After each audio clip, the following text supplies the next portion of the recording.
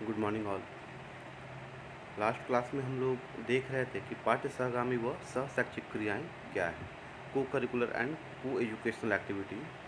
और इसके भीतर हम लोग देखे थे कि पाठ्य सहगामी क्रियाओं का अर्थ क्या है, मीनिंग ऑफ को करिकुलर एक्टिविटीज़। उसके बाद हम लोग पाठ्य सहगामी क्रियाओं के परिभाषा को देखे थे, इसके डिफिनीसन को देखे थे। और डिफिनीसन के बाद हम लोगों ने देखा था कि पाठ्य सहगामी क्रियाओं के उद्देश्य क्या है, यानी कि ऑब्जेक्टिव ऑफ को करिकुलर एक्टिविटीज़। और लास्ट जो टॉपिक पे हम लोग डिस्कस किए थे वो था पाठ्य सहगामी क्रियाओं की आवश्यकता एवं महत्व, यानी कि नीड्स एंड इम्पॉर्टेंस ऑफ को करिकुलर एक्टिविटीज़। यानी कि अगर पाठ्य सहगामी क्रिया का ज़रूरत है भी तो क्यों है, और ज़रूरत है तो उसके साथ साथ उसका इम्पोर्टेंस क्यों है।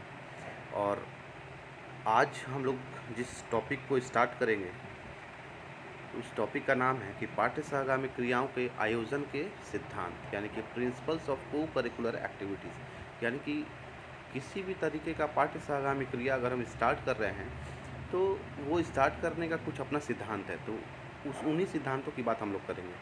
तो इससे पहले हम लोग एक ग्राफ के द्वारा समझेंगे कि ये है क्या। तो इसमें जो पहला आता है को करिकुलर एक्टिविटी में वो है कि चुनाव का सिद्धांत होना चाहिए, कि प्रिंसिपल्स ऑफ सिलेक्शन। सारे बिंदुओं का डिटेल्स हम लोग स्टार्ट करेंगे। सेकंड है कि समय एवं ज्ञान की व्यवस्था का सिद्धांत, principle of providing time and place. उसके बाद है कि प्रेरणा प्रदान करने का सिद्धांत, प्रिंसिपल्स ऑफ प्रोवाइडिंग मोटिवेशन। यानी कि को करिकुलर ऐसा भी होना चाहिए कि जिसमें मोटिवेशन की बात की जाए, बच्चे मोटिवेट हो। उसके बाद है कि नियम संहिता का सिद्धांत, principle of code of rules. उसके बाद निर्देशन एवं परामर्श का सिद्धांत, principles of guidance and advice. उसके बाद है उचित प्रचार का सिद्धांत, प्रिंसिपल ऑफ पब्लिसिटी। और लास्ट है रिकॉर्ड रखने का सिद्धांत, यानी कि प्रिंसिपल ऑफ मेंटेनिंग रिकॉर्ड। तो ये रहा एक ग्राफ के नज़रिए से हम लोग सारे बिंदुओं को देखें। अब हम लोग स्टार्ट करेंगे कि पहला जो सिद्धांत है वो है चुनाव का सिद्धांत, प्रिंसिपल ऑफ सिलेक्शन। तो इसके अंतर्गत पाठ्य सहगामी क्रियाओं का चुनाव करते समय निम्न बातें ध्यान में रखनी चाहिए या रखी जाती है। तो पहला बात ये है कि विभिन्न प्रकार की क्रियाएं आयोजित हों जिसमें सभी को भाग लेने का अवसर प्राप्त हो।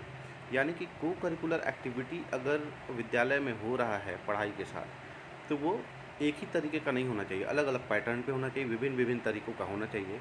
और ये हमेशा ध्यान रखना चाहिए कि उसमें को करिकुलर एक्टिविटीज़ जो है उसमें वो ऐसा होना चाहिए जो जो सभी बालकों को समान रूप से अवसर प्रदान करे। यानी कि सारे बच्चे समान रूप से उसमें भाग लें, हिस्सेदारी लें। उसके बाद सेकंड है कि ऐसी क्रियाएं चुनी जाएं जो मितव्ययी हो व शिक्षात्मक हो।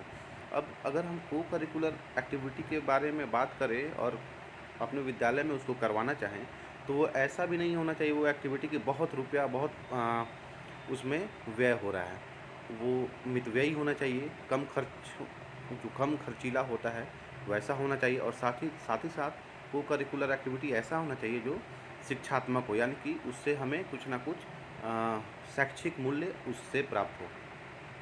थर्ड है विद्यार्थियों को भी क्रियाओं के चुनाव में स्वतंत्रता हो, किंतु क्रियाएं इतनी अधिक न हो कि विद्यार्थी अध्यापक पर बोझ पड़े।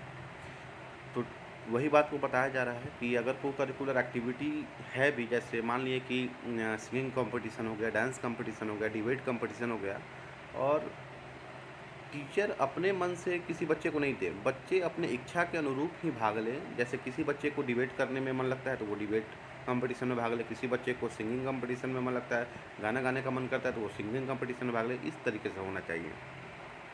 फोर्थ है कि क्रियाएं विद्यालय तथा विद्यार्थियों की आवश्यकताओं की पूर्ति करने वाली हो। अब जो को करिकुलर एक्टिविटी है वो ऐसा होना चाहिए जो विद्यालय का तो आवश्यकता पूरा करे ही, साथ ही साथ वो विद्यार्थियों का भी आवश्यकता पूरा करे। सेकेंड पॉइंट है कि समय एवं स्थान की व्यवस्था का सिद्धांत, यानी कि principle of providing time and place. तो पाठ्य सहगामी क्रियाओं को विद्यालय समय सारणी में स्थान प्राप्त हो। अब पहला टर्म है ये कि जो भी को करिकुलर एक्टिविटी है वो उसको विद्यालय का जो समय सारणी है, जो टाइम टेबल है, उसमें उसको स्थान मिले तथा क्रियाओं के लिए उचित स्थान निर्धारित होना चाहिए। अब जैसे जो भी जिस प्रकार का क्रिया है उस प्रकार से उसको स्थान मिलना चाहिए। जैसे अगर खेल-कूद की बात करें तो खेल-कूद के लिए सब किसी को पता है कि एक बड़ा-सा ग्राउंड होना चाहिए, जहाँ पे बच्चे बहुत आसानी से और सुरक्षा के साथ खेल सकें। अब अगर कबड्डी खेल की बात करें तो कबड्डी तो हम प्लास्टर पे नहीं करा सकते हैं, जहाँ प्लास्टर है वहाँ नहीं करा सकते हैं, तो मैदान रहना चाहिए क्योंकि बच्चे हैं और बच्चे गिरते भी हैं तो उन्हें चोट कम से कम लगे। तो प्रॉपर को करिकुलर एक्टिविटी के अनुसार ही प्रॉपर एक जगह होना चाहिए जहाँ पे उसको करवाया जा सके। थर्ड है प्रेरणा प्रदान करने का सिद्धांत, प्रिंसिपल ऑफ प्रोवाइडिंग मोटिवेशन। तो पाठ्य सहगामी क्रियाएं ऐसी हो जो विद्यार्थी को प्रेरणा प्रदान करें। तो अब को करिकुलर एक्टिविटी की के सिद्धांत की हम बात करें तो उसमें ये सिद्धांत तो एकदम आवश्यक है कि को करिकुलर एक्टिविटी चाहे जो भी हो, वो ऐसा होना चाहिए कि विद्यार्थी को मोटिवेट करे। पाठ्य सहगामी क्रियाओं का उद्देश्य सुस्पष्ट एवं सुपरिभाषित हो एवं इनका लोकतंत्रात्मक संगठन किया जाना चाहिए। अब जो को करिकुलर एक्टिविटी का उद्देश्य है, ऑब्जेक्टिव है, वो एकदम स्पष्ट होना चाहिए और किसी भी तरीके का उसमें कन्फ्यूज़न नहीं होना चाहिए और साथ ही साथ वो ऐसा होना चाहिए कि उसमें लोकतंत्र की भावना झलके, यानी कि सबों को समान अवसर देने वाला हो। तो यहाँ लिखा भी हुआ है कि जो लोकतांत्रिक अवसर प्रदान करने वाली हो तथा प्रत्येक विद्यार्थी को उसके कार्य के लिए श्रेय देना चाहिए। वही बात है कि सारे बच्चों को समान रूप से को करिकुलर एक्टिविटी में भाग लेना चाहिए और को करिकुलर एक्टिविटी भी वैसा ही होना चाहिए और उसमें लोकतंत्र की भावना का समावेश होना चाहिए। फिर है फोर्थ, के नियम संहिता का सिद्धांत, प्रिंसिपल ऑफ कोड रूल। तो प्रत्येक संगठन की नियम संहिता होनी चाहिए तथा यहाँ पे नियम संहिता से तात्पर्य है कि सारे जगह कुछ ना कुछ रूल्स एंड रेगुलेशन होते हैं, तो किसी भी संगठन में एक अपना रूल होना चाहिए तथा पाठ्य सहगामी क्रियाओं का चुनाव इन्हीं नियमों के अनुसार होना चाहिए। तो नियम संहिता में क्रियाओं के उद्देश्य, सदस्यता, चुनाव विधि, विभिन्न कार्यकर्ताओं के कर्तव्यों का उल्लेख होना चाहिए। अब जो को करिकुलर एक्टिविटी बच्चे लेना चाहते हैं तो उस को करिकुलर एक्टिविटी का उद्देश्य निर्धारित होना चाहिए, सदस्यता लेने का कुछ टर्म एंड कंडीशन होना चाहिए, उसका सिलेक्शन मेथड होना चाहिए कि चुनाव कैसे होगा। अब जैसे मान लिया कि हमें एक क्रिकेट टीम तैयार करना है और मुझे 11 प्लेयर ऐसे जो खेलने वाले हो और 2 प्लेयर चाहिए एक्स्ट्रा जो किसी दूसरे के जगह पे हम उसको लगा सकें और क्लासरूम में हमारे पास 15 प्लेयर हों खेलने वाले जो इच्छुक हैं कि हम क्रिकेट खेलें। तो 3 तो आपको हटाना है टीम से, तो वो 3 आप कैसे हटाइएगा? तो कुछ ना कुछ उसका टर्म एंड कंडीशन रखिएगा कि जो अच्छा बल्लेबाजी करेगा या जो अच्छा बॉलिंग करेगा या जो अच्छा फील्डिंग करेगा हम उसी को रखेंगे। तो इस तरीके से आप 15 बच्चों का जो चाहते हैं कि मैं क्रिकेट खेलूं, उन सभी का आप एक बार अ, अ, उनका खेल देखने का प्रयास करेंगे ताकि आपको पता चल सके कि कौन कौन से बच्चे को हम अपने टीम में जगह दे सकते हैं। तो और भी फिर आगे है कि विभिन्न कार्यकर्ताओं के कर्तव्यों का उल्लेख होना चाहिए। अब इसमें जो भी को करिकुलर एक्टिविटी के समय में जो भी वहाँ पे कार्यकर्ता होंगे, जो भी वॉलंटियर्स होंगे, उनके भी कर्तव्यों का उल्लेख उसमें होना चाहिए कि आपका ये काम है, आप इतने समय में इस काम को कर सकते हैं। इसका संचालन अध्यापक या प्रधानाध्यापक हो। अब है कि इस पूरे नियम और कानून को संचालित कौन करेगा? तो वो या तो जो अध्यापक, विशेष रूप से हम लोग गेम टीचर को जानते हैं अगर गेम की बात हो रही हो, अध्यापक या प्रधानाध्यापक।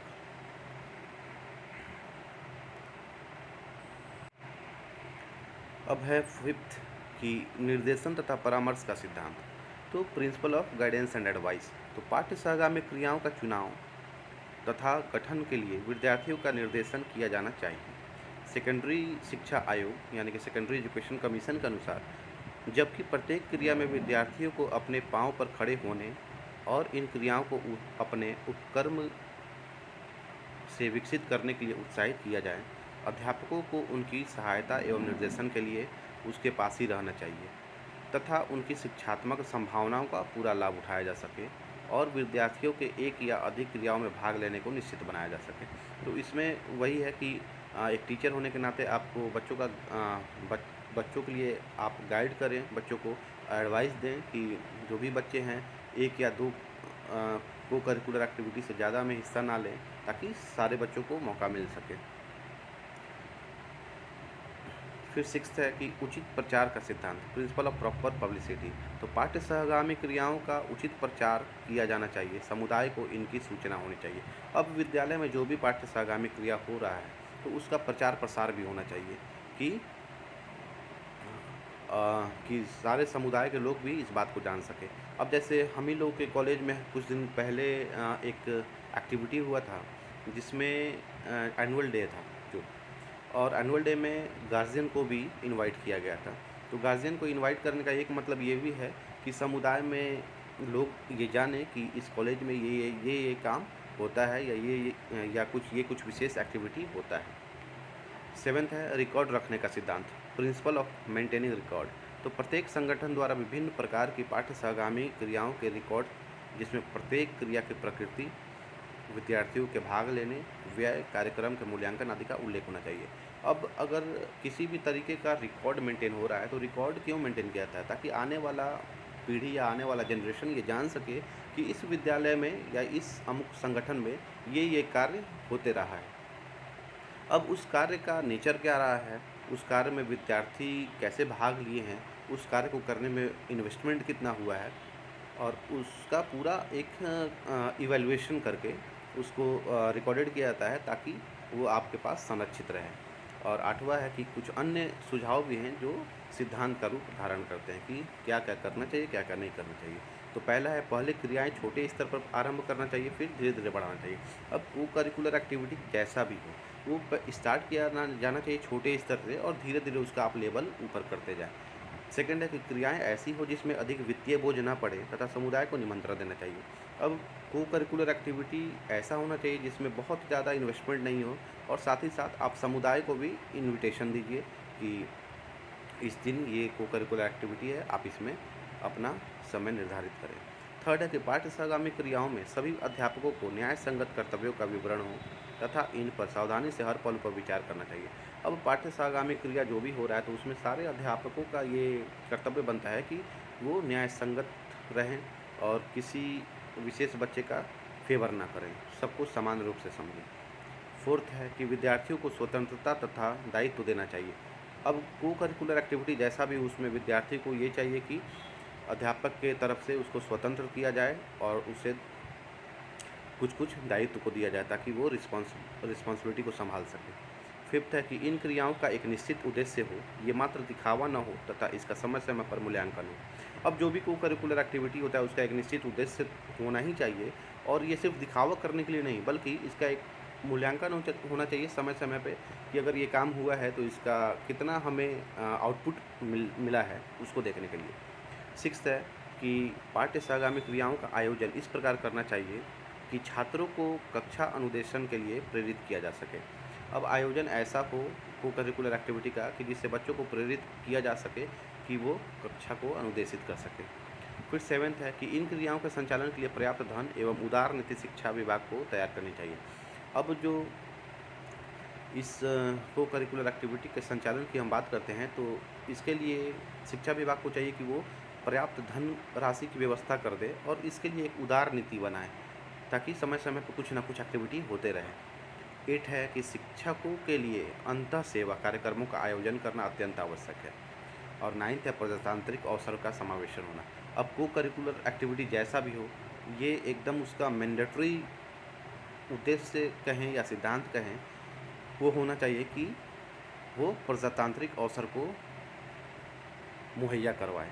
यानी कि अगर को करिकुलर एक्टिविटी हो रहा है तो उसमें सारे बच्चों को भाग लेने के लिए एक लोकतांत्रिक गतिविधि होनी चाहिए कि जिसमें सारे बच्चे समान रूप से भाग ले सकें। और नेक्स्ट क्लास में हम लोग ये पाठ्य सहगामी क्रियाओं के प्रकार को देख लेंगे और यहीं पे इस पाठ्य सहगामी क्रियाओं के प्रकार को देखने के बाद ये को करिकुलर एक्टिविटी का जो पूरा सेगमेंट है वो समाप्त हो जाएगा।